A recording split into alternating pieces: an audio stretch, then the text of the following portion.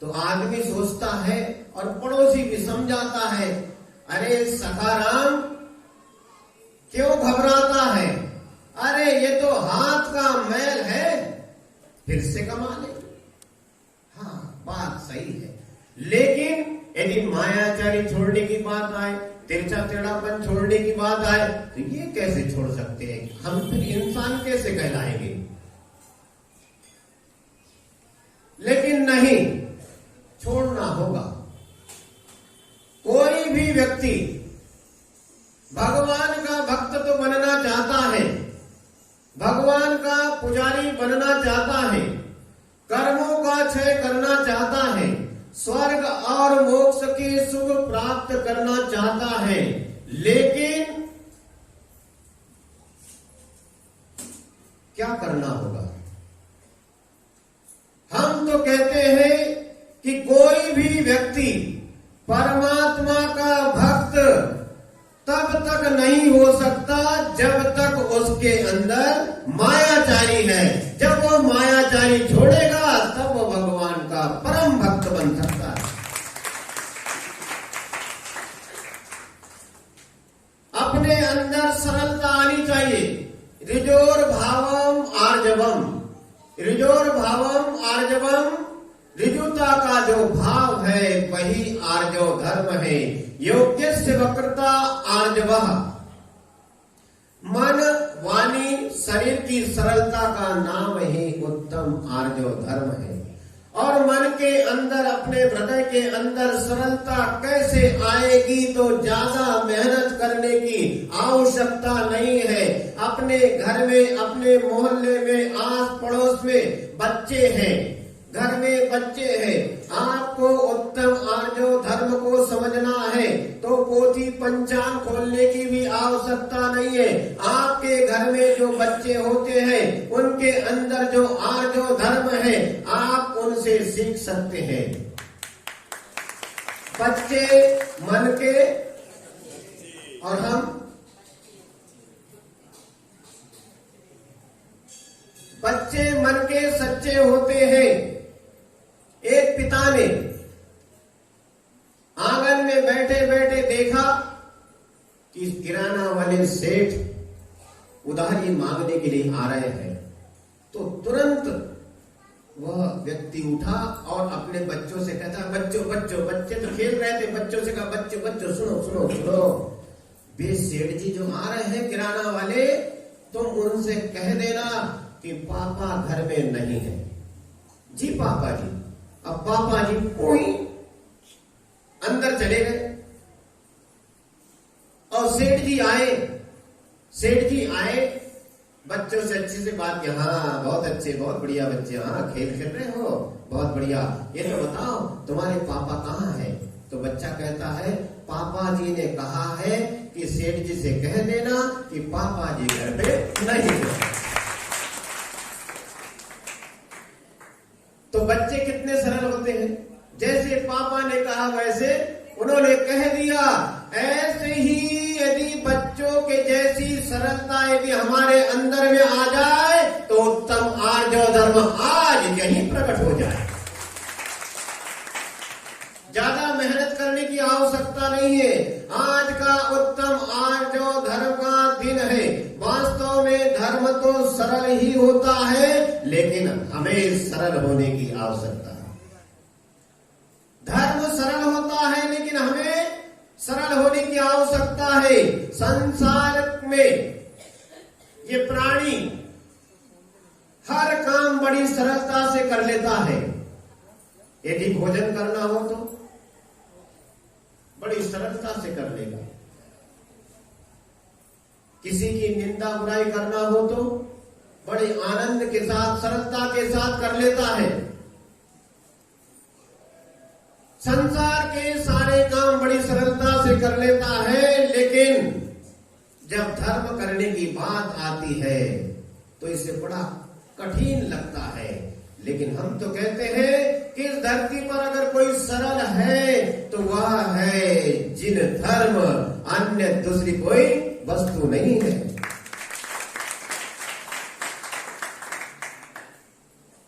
आदमी की दृष्टि जब मिथ्या होती है तो उसे धर्म करना कठिन लगता है और संसार के काम करना सरल लगता है। और जब व्यक्ति की दृष्टि समीचीन हो जाती है तब उसे धर्म करना सरल लगता है और संसार के कामकाज कठिन लगते हैं।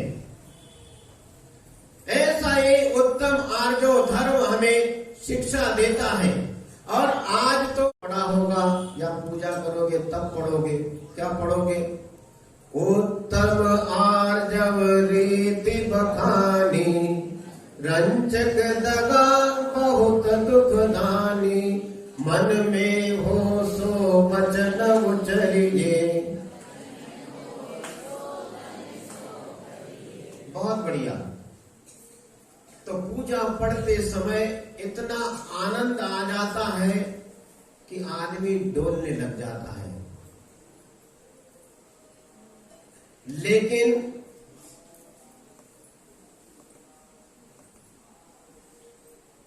पूजन करते समय ही नहीं, पूजन के बाद भी और पूजन के पहले भी हमारे अंदर सरलता होनी चाहिए।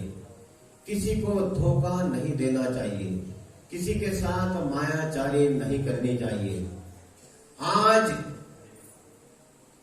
अपना रिकॉर्ड देखना चाहिए, हमने बचपन से लेकर आज तक कितने लोगों को धोखा दिया है, हमने किसके साथ मायाचारी की है, हमने अपने पिता के साथ, अपने माता के साथ कितनी बार दगाबाजी की है। स्कूल जाने का बहाना करके सिनेमा हॉल में जाकर हम कितनी बार बैठे हैं।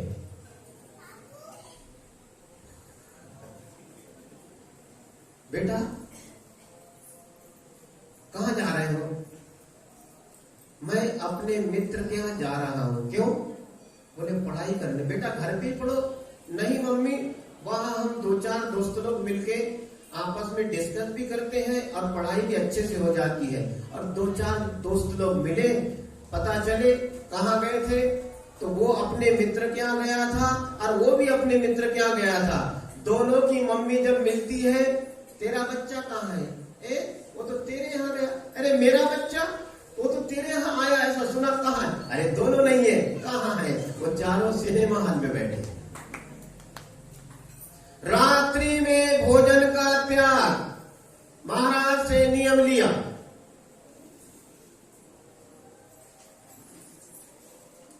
टीवी देखने का त्याग, पर्यूषण पर्व चल रहा है, 10 दिन के लिए टीवी नहीं देखी जाएगी। जब तक पर्यूषण पर्व चल रहा है तब तक रात्रि भोजन का त्याग और बाहर की छूट। बड़े होशियार लोग हैं, बाहर की छूट ले रखी थी। अब उसका नाम बताएं, आपको कभी मिले आपसे तो आप अच्छा नहीं किसी का नाम लेना, किसी गांव का नाम लेना। अच्छे मोटे ताजे भैया जब हम चुल्लक थे हमसे मिले तो उनकी पत्नी ने हमको बताया था। बोले महाराज जी देखो ये ऐसा ऐसा करते हैं। तो हमने लगा क्या करते हैं? तो उन्होंने रात्रि भोजन का त्याग किया और बाहर की छूट रखी। तो उन्होंने दुकान से आए, एक दिन बहुत जोरों की भूख लगी, पत्नी से कहा सुनो मेरा टिफिन लगा दो। क्यों? हमने जितना कहा उतना करो, तुम हमारा टिफिन लगाओ। डर के हमारे पत्नी ने टिफिन लगा दिया। जो भी दाल रोटी सब्जी जो भी है, नमकीन मीठा सब रख दिया। बोले टिफिन इधर लाओ, दे दिया। अब डरते डराते पत्नी ने पूछा कहाँ जा रहे हो टिफिन लेके? तुम्हें क्या करना है? अभी आता हूं आधे घंटे बाद। पत्नी डर के मारे चुपचाप, भाई अब क्या कर सकते हैं। वो गांव के बाहर गया 5-7 किलोमीटर और वहां जाकर एक ढाबे पर बैठा। नियम था बाहर का भी नहीं खाना है, तो ढाबे पर गया, अपना टिफिन खोला और बढ़िया खाया पिया और चला आया। देखो नियम है रात्रि भोजन का त्याग, बाहर की छूट। तो गांव से बाहर निकले, कहाँ त्याग है? और 10 दिन टीवी देखने का त्याग, तो टीवी देखने का त्याग, लेकिन मन है कि मानता नहीं है। ये मन कहाँ मानने वाला है? तो टीवी देखने की अंदर कुलपलाहट होती है, चुलचुलाहट होती है, अब क्या किया जाए? सुनो टिंकू, तुम टीवी चालू करो। नहीं पापा, आपका 10 दिन का त्याग है। अरे बेटा त्याग है, मानता हूं मैंने त्याग है, मैंने त्याग किया है, लेकिन तू टीवी शुरू कर, चालू तो कर। अरे क्यों? जिद नहीं करना, चालू करो। ठीक है बाबा।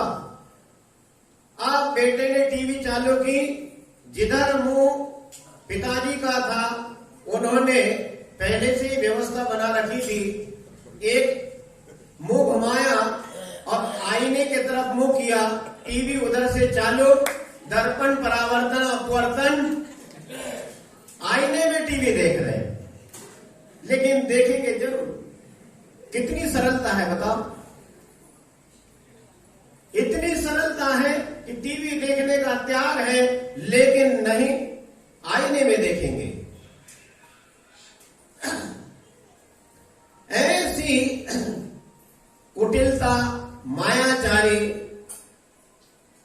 यदि हम करते हैं तो माया तैरक यौनस्य, माया तैरक यौनस्य, ऐसी मायाचारी करने से तिर्यंच गति का बंद होता है, तिर्यंच गति की आयु का बंद होता है। आप ये जानते हैं, समझते हैं, उसके बावजूद भी क्यों नहीं मानते हैं? तो इसका मतलब है कि हमें लगाव नहीं है, अपनी आत्मा का भला हम करना नहीं चाहते। कहते तो जरूर है, लेकिन करते कुछ है, कहते कुछ है। तो इससे हमारी आत्मा का भला हो नहीं सकता। एक बार हमने सुना कि ब्रह्मा जी को बहुत काम रहते हैं, उनको तो सबको संभालना है। तो ब्रह्मा जी को विकल्प हो गया कि इतने सारे काम बर्डन बढ़ जाता है, तो क्यों ना एक मुनिम को रख लिया जाए, वो अपनी सहायता करेगा। बहुत अच्छी बात है। अब उन्होंने एक मुनिम, एक ऑडिटर रख लिया और उसे समझाया कि देखो मुनिम जी, मैं जो भी वस्तु बनाऊं उसमें यदि कोई मिस्टेक हो, कोई गलती हो, तो आप उसको मुझे बताना, उसमें जो भी गलती हो। बोले ठीक है। तो ब्रह्मा जी ने सबसे पहले एक हाथी बनाया। अब हाथी बनाकर मुनिम जी के सामने खड़ा किया। अब मुनिम जी बड़े प्रसन्न हो गए। अब मुनिम जी उस हाथी के चारों तरफ घूम रहे। अब ब्रह्मा जी कहते कि बताओ इसमें कोई गलती हो तो बता दो। हाँ वही तो देख रहा हूं। तो मुनिम जी जैसे ही हाथी के सामने पहुंचे तो गलती पकड़ में आई और उन्होंने कहा कि इसमें एक गलती हो गई। बोले क्या गलती हो गई? बोले इस हाथी की सूंड लंबी हो गई। अच्छा ठीक है, अब हाथी तो बन गया, अब ये इसको मिटाया नहीं जा सकता। अब जो बन गया सो बन गया। अब उसके बाद में एक ऊंट बनाया गया। अब ऊंट बनाया और मुनिम जी के सामने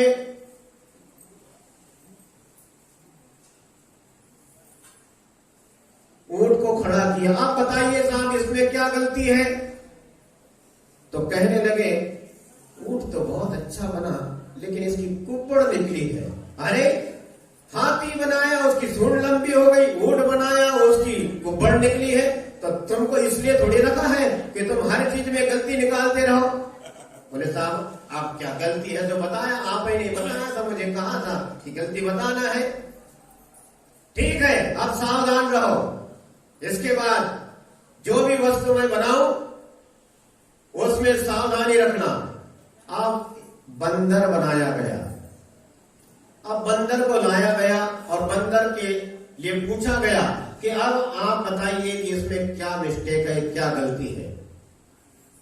तो बंदर को देखते ही मुनिम जी तुरंत बोल पड़े, बोले ब्रह्मा जी ये तो सबसे चंचल प्राणी है, इसके अंदर चंचलता बहुत है, ये एक जगह बैठ नहीं सकता, इसमें सबसे बड़ी गलती है। ब्रह्मा जी है, इसमें भी गलती, उसमें भी गलती, सब में गलती। अब खबरदार, अब मैं जो प्राणी बनाऊंगा उसमें कोई गलती नहीं निकलना चाहिए। जी साहब, अब एक आदमी बनाया, मनुष्य बनाया। अब आदमी को सामने खड़ा किया गया।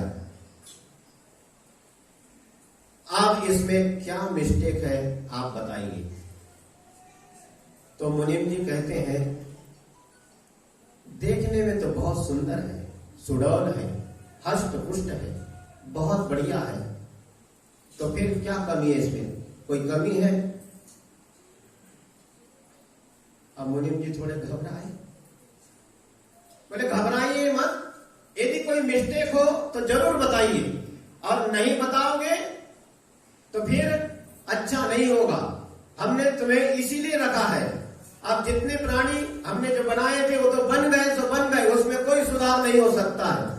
अब आप इस मनुष्य के अंदर क्या मिस्टेक है आप बता दीजिए।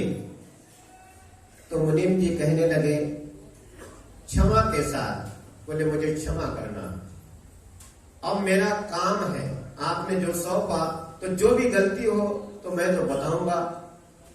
हाँ हाँ बताइए क्या गलती है। बोले आपने मनुष्य बनाया, बहुत सुंदर है, सुडौल है, बहुत अच्छा है, लेकिन इसमें एक मिस्टेक रह गई है।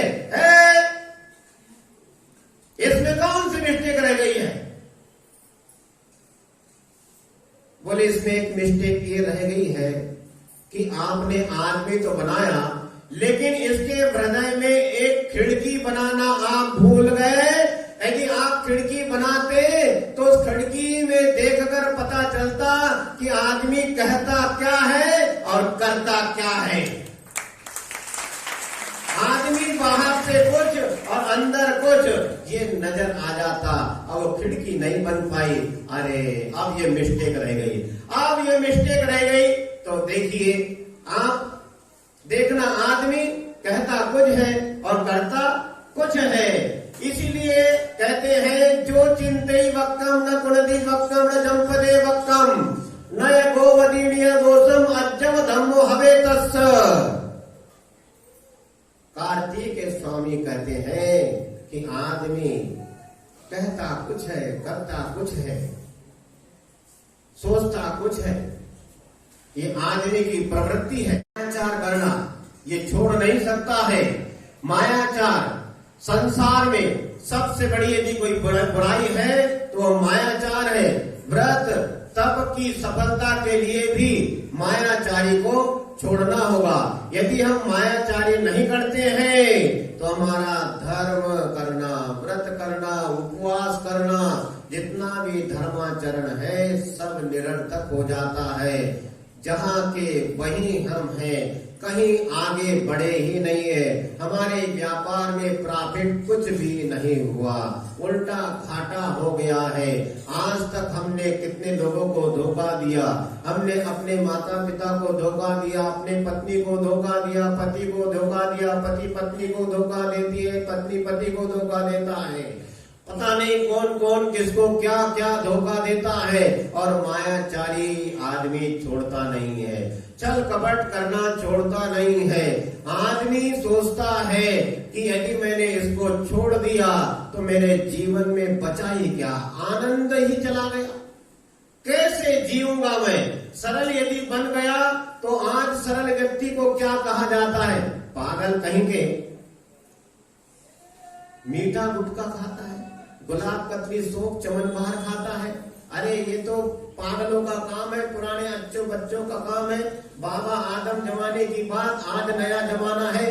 300 120 अच्छी बढ़िया जर्दा डाल के टेबलेट किमान लगा के बढ़िया गुटखा पान खाओ। ये क्या पागलपन है? क्या पानी की बोतल पी रहे, मेरे साथ में आ, ऐसा पिलाऊंगा, ठंडा पे कि तू भी झूमेगा और बोतल भी झूमेगी। तो आदमी ऐसे सलाहकार मिल जाते हैं और उनके साथ में लगा तो फिर माया चाली छल कपट छोड़ना ही नहीं चाहता है। और आदमी को अपना यदि भला करना है तो किसी को भी दगा नहीं देना, किसी को भी छलो मत। यदि हम दूसरे को छलते हैं तो छाले हमारी आत्मा में जरूर पड़ेगी। एक किसान और उसकी पत्नी आपस में चर्चा चली कि ट्रेन इतनी लंबी होती है, बड़ा हार्न लगाती है, उसका मुंह काला होता है। अब उस किसान की पत्नी ने कभी ट्रेन नहीं देखी थी। अब उसके दिमाग में एक बात बैठ गई कि कुछ भी हो, एक बार ट्रेन में तो बैठना ही है, चाहे कुछ भी हो जाए, चाहे कितने ही रुपए खर्चा करना पड़े, ट्रेन में तो जरूर बैठेंगे। अब एक बार यदि पत्नी अड़ जाए तो आप लोग जानते हैं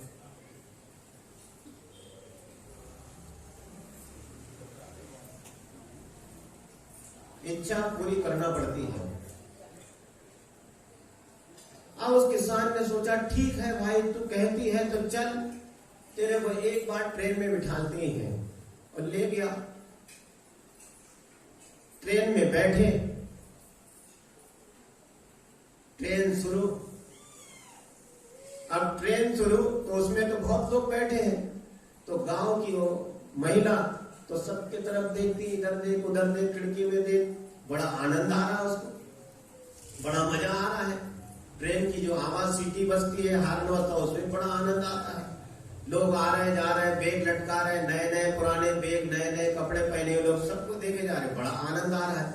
उसकी नजर अचानक एकदम से जो कहा है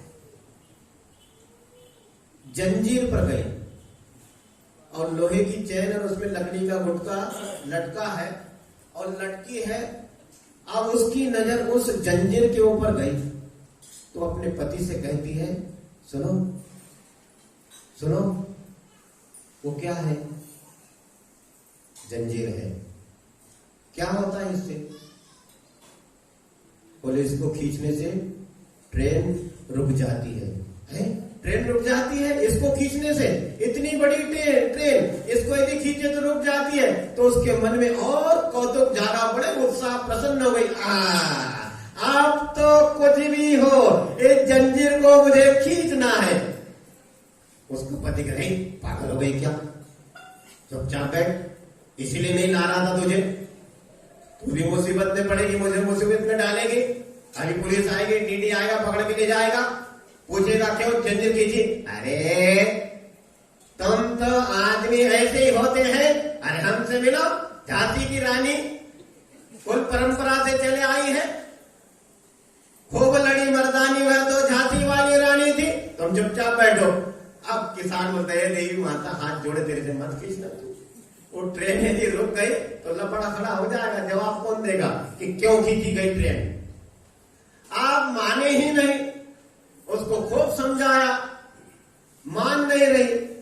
आदमी कहता है, देख सरस्वती, तेरे खोपड़ी में बुद्धि आ जाए, उस जंजीर को मत खींच। यदि जंजीर को यदि तूने खींचा तो जुर्माना लगेगा, या तो जेल जाना पड़ेगा। अच्छा ये बताओ, जेल की तो छोड़ो, जेल नहीं जाना, जुर्माना कितना लगेगा? ये माता जो लिखो है थे 500 रुपया दंड व्यवस्था। 500? अरे 500 तो अपने पास रखे हैं, दे देंगे 500 रुपया। बहुत परेशान हो गया किसान, अब क्या करे, बिल्कुल मानती नहीं है। फिर उसके दिमाग में आया कि 500 रुपए नहीं, 500 ज्यादा होते, 500 नहीं देंगे तो क्या करोगी? बोले 250 देंगे। बोले 250 ये सरकारी नियम है, जितना लिखा है जितना है वो उतना ही देना है, 250 में काम नहीं चलेगा। तो फिर तुम समझते नहीं हो, मेरी बात सुनो। मेरे पास में खुले रुपए है, 500 नहीं है नोट पर की मक्की बंदी। एक काम करते हैं, 250 में ही अपन समझौता करेंगे। जब कोई आता है तो 250 में समझौता करेंगे, तुम्हारी घबराहट दूर करो। 250 कैसे? तो कैसे? बोले 250 रुपए उसने अपने पति से कहा, ये 250 रुपए आप अपनी जेब में रखो। अच्छा, और 250? बोले 250 रुपए मैं अपने पास रखती हूं। जब वो आएगा टीटी पूछेगा कि जंजीर किसने खींची, तो मैं डेरिंग के साथ कहूंगी, खूब लड़ी मर्दानी वह तो झांसी वाली रानी थी, ये जंजीर मैंने खींची है।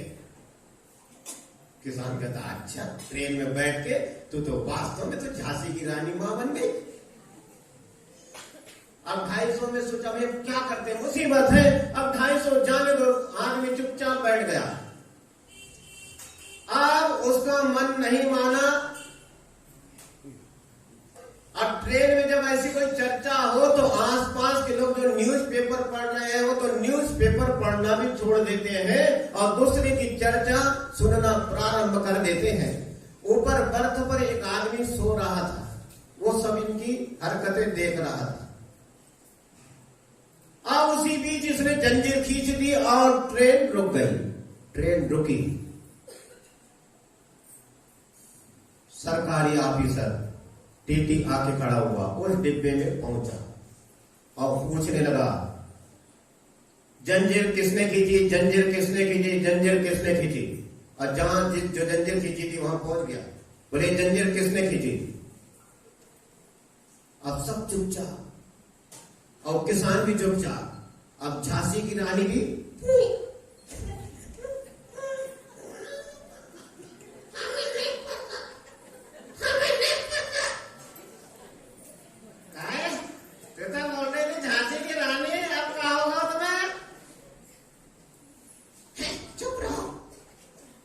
लेकिन टीटी तो टीटी है।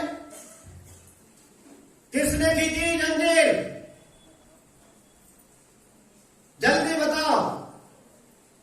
तो उस किसान की पत्नी की तुरंत खोपड़ी जली। वो क्या कहती है,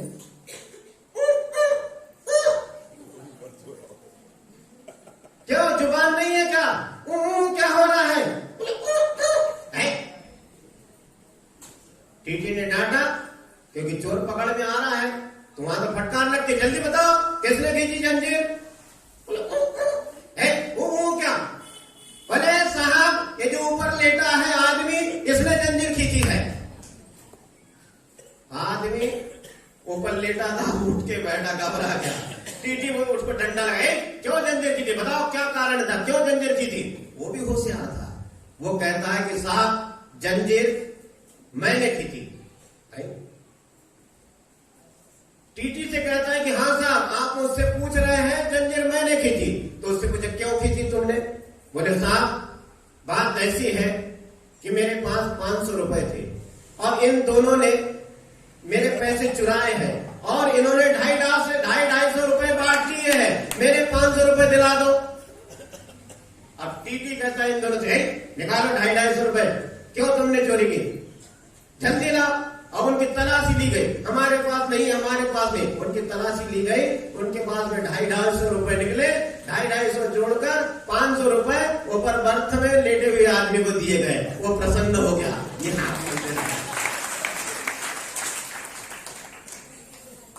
तो ऐसा होता है, दूसरों को धोखा दो तो स्वयं धोखा खा जाते हैं।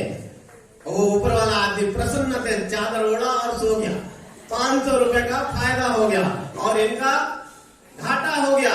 तो ऐसा है ये मायाचारी का खेल, छल कपट का खेल। और ये मन जो है इतना खतरनाक है कि मन बिल्कुल मानता नहीं है। मायाचारी करने से, छल कपट करने से बिल्कुल मन नहीं मानता है। कहते हैं ये मन बड़ा चंचल है, इसे कैसे मैं समझाऊं। पति बड़ा प्रसन्न हो जाता है क्या गजब की बात है। देखो कहीं कहीं किसी किसी के घर में जाओ, दुकान से आदमी घर पहुंचता है, आज मेरे साथ सासू ने ऐसा व्यवहार किया, आदमी घर में ही पहुंचा, शिकायतें प्रारंभ हो गई। लेकिन मेरी पत्नी बड़ी सौभाग्यशाली है और मैं उससे बड़ा सौभाग्यशाली हूं कि मेरी पत्नी जब मैं दुकान से आता हूं तो बड़ी मुस्कुराती रहती है, गुनगुनाती रहती है, ये मन बड़ा चंचल है, इसे कैसे मैं समझाऊं। पति बड़ा प्रसन्न हो। और ये पत्नी क्यों गाना गा रही है? जब मैं चुल्लक था तब मेरे पास में 2 महिलाएं आई, एक छोटी बच्ची थी और एक बड़ी। वो प्रायश्चित लेने के लिए आई, बोले महाराज प्रायश्चित दे दो। हमने कहा हम नहीं देते, हमारे गुरुजी के पास जाओ। हमारे गुरुजी के पास ले गए तो उन्होंने बताया, बोले महाराज हमसे गलती हो जाती है। तो क्या गलती हो जाती है? बोले जब वो आते हैं, कौन? वो चुन्नू के पापा हो या टिंकू के पापा हो, घर आते हैं तो हम उनके जेब से या उनके नोटों के बंडल से, उनके जेब से 100 की नोट तो निकाल ही लेते हैं। 100 की नोट हम निकाल लेते हैं, बस इसलिए हमें प्रायश्चित दे दो। चोरी करना पाप है, सुना है। तो ऐसी मायाचारी की जाती है। और एक जगह तो हमने देखा कि 10-10 की नोट की गड्डी, 100-100 के नोट की गड्डी, 50-50 के नोट की गड्डी, 5 रुपए के नोट की गड्डी, 2 रुपए के नोट की गड्डी, 1 रुपए गड्डी पहले सब चलती थी। तो घर में आए सेठ जी, तो सेठानी ने 100 के नोट की गड्डी में से 5 नोट निकाले और 10 की नोट की गड्डी में पुराने घर से 2 नोट 10 के डाल दिए। आप बंडल बंधे जब बैंक में डालने जाते हैं तो मुनीम जी पलटाते हैं, तो जब गिनती होती है तो 100 के नोट के बंडल में 500 के नोट कम हो गए और 10 के नोट के बंडल में 102 नोट हो गए, 100 के 2 बढ़ गए। तो जब 10 के नोट की गड्डी पलटी तो सेठ जी से कहा गया कि इसमें तो 2 नोट ज्यादा है। तो मुनीम जी कैसे नोट नापते? ऐसे तो नुकसान हो जाएगा, घाटा हो जाएगा, 20 रुपए ज्यादा, निकालो बाहर। बहुत अच्छी बात है, बड़े ईमानदार मुनीम जी है। जब 100 के नोट की गड्डी पलटाई तो उसमें 5 नोट कम निकले। ये कैसा हो गया? तो ये कैसे हो गया? तो कैसे हो गया? ये घर में होता है सारा खेल। यहाँ पर मन बड़ा चंचल होता है। प्रभु नाम जपने से, प्रभु नाम जपने से नवजीवन मिलता है। प्रभु नाम जपने से जीवन, नवजीवन मिलता है और तन मन का मुरझाया उपवन खिलता है। और जब जेब से 100 की नोट निकलती है तो डंडा पड़ता है, चोरी पकड़ में भी आ जाती है कई बार। तो ऐसी मायाचारी, ऐसा छल, ऐसा कपट बिल्कुल भी हमें छोड़ना चाहिए। और जो व्यक्ति संसार में कहे कि महाराज हमने छल करना, कपट करना, मायाचारी करना बिल्कुल छोड़ दिया है, लेकिन आचार्य वादिराज मुनिराज छत्र चूड़ामणि में कहते हैं कि जो व्यक्ति कहे संसार में रहे और कहे कि मैंने मायाचारी छोड़ दी है, तो उससे बड़ा मायाचारी और कोई नहीं हो सकता है। लेकिन हमें ऐसी मायाचारी को छोड़ना चाहिए, छोड़ने का भरपूर प्रयास करना चाहिए, धीरे धीरे। नहीं तो इसे पूरी तरीके से नहीं छोड़ सकते तो प्रक्रिया प्रारंभ कर देना चाहिए, मायाचारी छोड़ देना चाहिए। नहीं तो तिर्यंच गति में जाना पड़ेगा और वहां पर यदि गए तो कर्मों का बंधन और बढ़ेगा। जैसे कौवा है और उल्लू है, कौवा और उल्लू को जैसी सूर्योदय होता है उसको दिखाई नहीं देता है और कौवा सुबह सुबह उस उल्लू के घोंसले में पहुंच जाता है और उल्लू पक्षी को परेशान करता है। और कोयल भी बहुत चालाक होती है। जब कोयल अपने अंडे देती है तो कौवा के घोंसले में जाकर देती है, क्योंकि कोयल भी काली और कौवा भी काला। अब वो वहां जाकर अंडा देती है और उस अंडों की रक्षा सुरक्षा कोयल करती है। और कौन करती है? कोयल नहीं, कौवा करता है। उस अंडों की रक्षा कौवा करता है और कोयल मजे के साथ में भ्रमण करते रहती है। और जब वो अंडे जब फूटते हैं तो उसमें से जब बच्चे निकलते हैं, जब वे बड़े होते हैं तो वो वहां से उड़ते हैं और अपनी आवाज से पहचाने जाते हैं, अरे ये तो कोयल के बच्चा है। कौवा बेचारा निराश हो जाता है, इतनी रक्षा सुरक्षा की। तो ऐसे मायाचारी पशुओं में बहुत अधिक हुआ करती है। तो इसीलिए कहते हैं कि ऐसे मायाचारी करना हमें छोड़ देना चाहिए। अपने जीवन को सरल बनाना चाहिए, अपने विचारों को, अपने मन को, अपने हृदय को ऐसा कोमल बनाना चाहिए। हमें अपने अंदर से ऐसी कटुता, ऐसी वक्रता को छोड़कर अपने अंदर सरलता आनी चाहिए। कैसे आनी चाहिए? खजूर के जैसी नहीं आनी चाहिए। खजूर ऊपर से नरम होता है और उसके अंदर गुठली निकलती है कड़क, लेकिन हमें तो अपने अंदर सरलता कैसी होनी चाहिए? हमारे अंदर सरलता अंगूर के जैसी होनी चाहिए। अंगूर ऊपर से भी नरम और अंदर भी नरम होता है। ऐसी सरलता हमारे अंदर आनी चाहिए। इसी मंगल भावना के साथ कि आज उत्तम आर्य धर्म हमारे आपके सभी के जीवन में आए।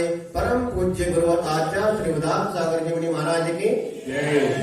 परम पूज्य श्री उदार सागर जी महाराज की, पूज्य मुनि संघ की